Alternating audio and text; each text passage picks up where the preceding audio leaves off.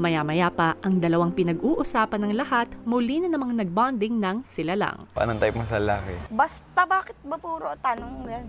Bro, hindi ko pa I natatanong. already told you last night na kaya. Hindi yun ang hindi type. Dinescribe mo lang yung ano mo, Oo. manliligaw. Hindi yun type, be. I like talagang matangkad.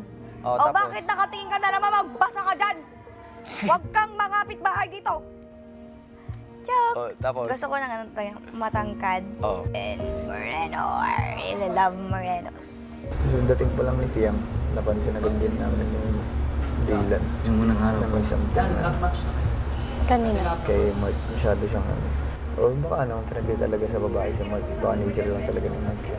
Kaso hindi ang punto lang dito, ang fair dun sa babae. Sa labas. Why Moreno? I don't know. I'm just attracted to Morenos talaga. Kasi I'm maputi na, I'm Tisay. I don't like mestizo talaga. I also noticed na he keeps trying to strike a conversation, pero si Fiang palaging pinuputol. Tapos? Like, never pa akong nagka-crush sa mestizo. Gusto ko family-oriented, Tapos? God-fearing, ganon. But we also don't know that baka they're like that lang talaga.